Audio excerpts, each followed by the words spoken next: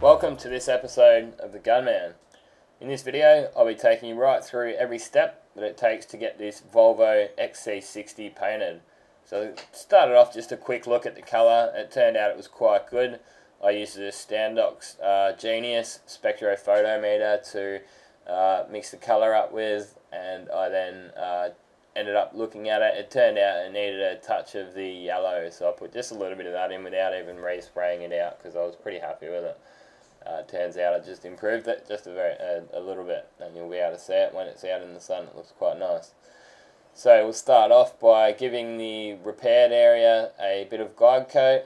I'm then going around and putting tape over the surrounding panels so as I don't hit it when I'm sanding the panels down. So for this video I've just included just a small part of every step that it takes. So the only part that I missed out on was the primer part and also the polishing stage. So I do have other videos on those stages if you'd like to see them there. So I'm just blocking it down. I'm just using 240 here. We made sure there was a good 4 coats of primer on there after the repair was done. And that's 240 I've got in my hand there as well. Sometimes because we put 4 thick coats of primer on, the edges of your masking can be quite thick, so if you try sanding it straight out with the 500 it can actually take quite a while to sand back. That's why I go over the top of it with the 240 and then go over the top of the 240 with some 500. I found that saves a bit of time. So I just went over that with some 400 there, but just careful not to cut into the edges too much. And then gave it a good blow off, and I'm going over it with 600 here. You could use 800 if you're worried that you're going to cut through. These cars, these Volvos, they put a nice amount of paint on them. Most of the European cars, they put a nice couple of thick coats on. Some of the Japanese cars and the locally made Australian cars as well. Even the American cars, they don't have that much clear coat on them. So I probably would recommend going 800 or even up to 1000. So once I've buzzed that down with some 600 grit, I'm just getting my 500 grit after blowing it off, obviously, as you just saw then. Blew all the dust off in between each stage, and inside there they actually got a little bit of body filler. Whoever repaired it got some body filler, so I was just able to chip it off with my fingernail, and the final part of it I sanded back with some 2000 grit, and then we were able to polish it up without having to paint the inside of the door jamb there. And just 500 over all of those primed areas, and then I'm using 800 soft back sanding sponges on the blend areas. So even though I did sand it with 600 to start off with, I'm actually taking those 600 scratches out with the 800 grit on this sanding sponge. So we take it up to an 800 grit finish. Just going over all those shiny edges and also finishing the 600 off by hand. I've found this method works quite well, and just over that blend area up the top there, we're just using a bit of grey Scotch-Brite. And then just a good dust off, and taking that pre-masking off, and now we've driven it in the booth and we're doing the masking stage. Just starting off by going around all the edges. Make sure there's no dust and stuff in those edges before you mask over it. If you wish, you could give your job a wax and grease remover. Wipe the entire thing down with some wax and grease remover prior to masking up. Some people do, some people don't. I've done it both ways, and I've actually found that giving it a pre-mask Prepsol doesn't really make much of a difference to the final product, so it's just one stage that I can skip and save a couple of minutes by doing that.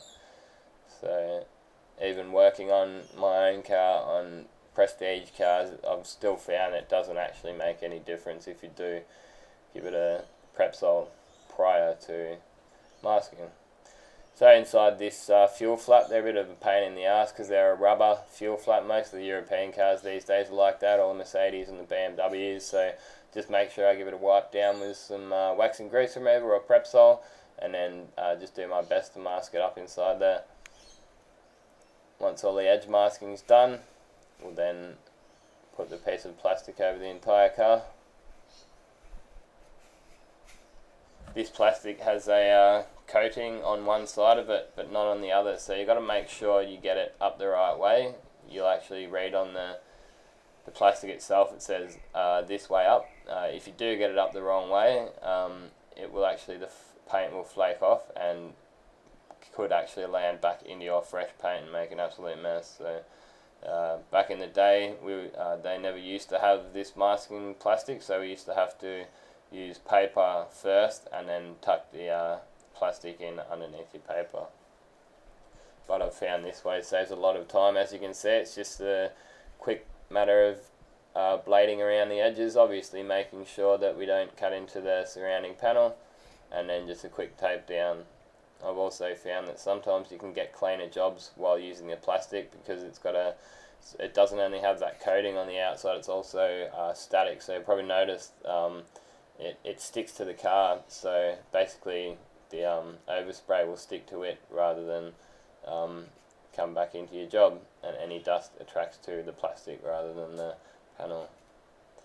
So yeah, just going around, just making sure there's no little gaps there, and just this bit here, they're prone to when you're actually painting, so what I'm doing is just pulling that nice and tight so that once the air from the spray gun comes up there, it's not going to flick back up into my panel. And just continuing on with the masking. So this job is actually the first video that I'm making with the new gun that I've got. It's Anest Iwata Belaria. It's a pretty nice gun. Yeah, so I'll only be using that on the clear coat, so hang around to the end and check it out. And these guns have only just been bought out this year, I'm told, so really good gun, conventional air cap on it. I'll take you through that later on. So I think this job took me from start to finish at about an hour and a half, and I used about 250 mils to 300 mils of clear, and I mixed up 180 mils of colour. Look, truth be told, I probably would have been able to only use 50 mils of colour, but when you mix it up on the machine, you won't get as much accuracy to mix that much paint up, so you need to mix up.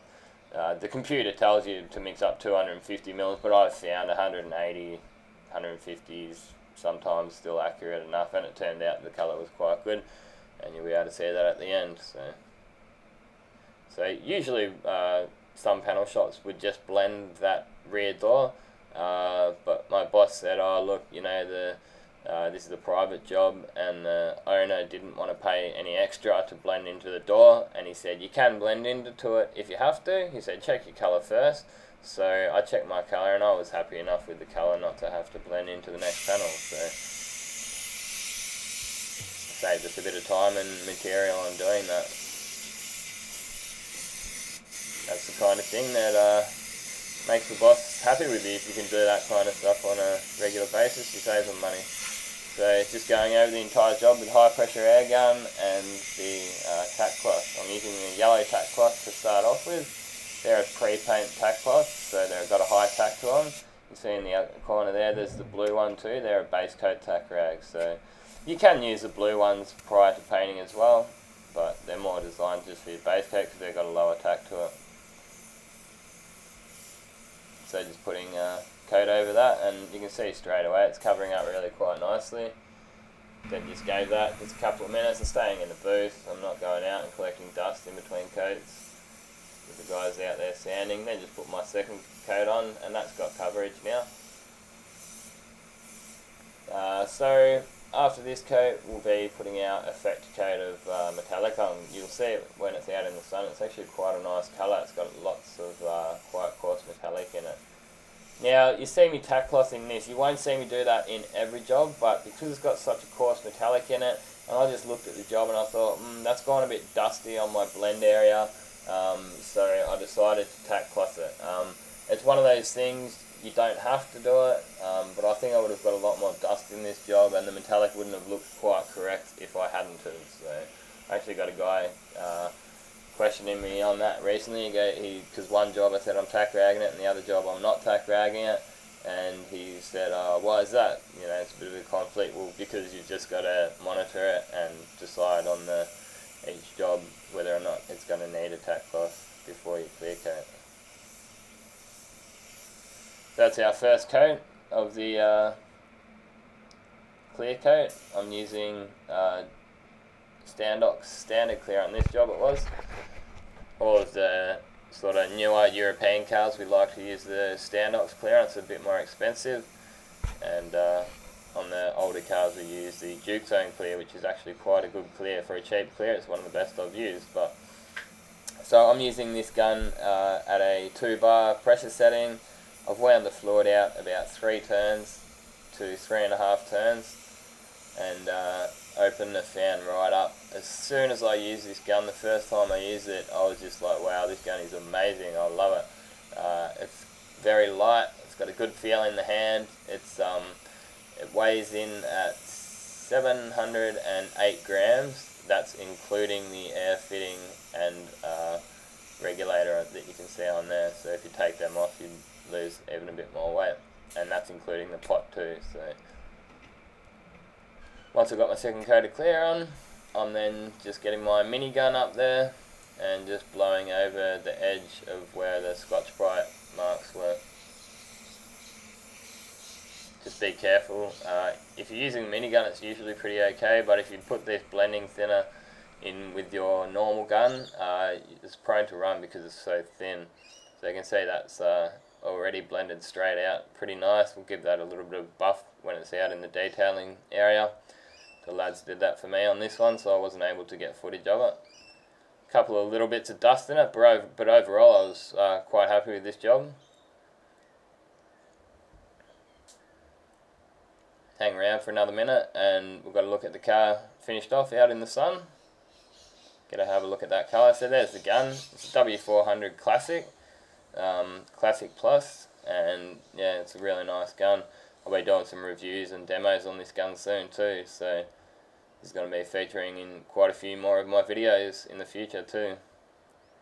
I'll go a bit more in depth to the settings and stuff like that in those vids. So as you can see, that's my colour that went edge to edge lower down here, and it looks quite nice. Definitely a sellable product right there. So hang around here, there's a couple of videos that you should check out if you haven't already seen them. Thanks again for watching, and this has been another Gunman production. Goodbye.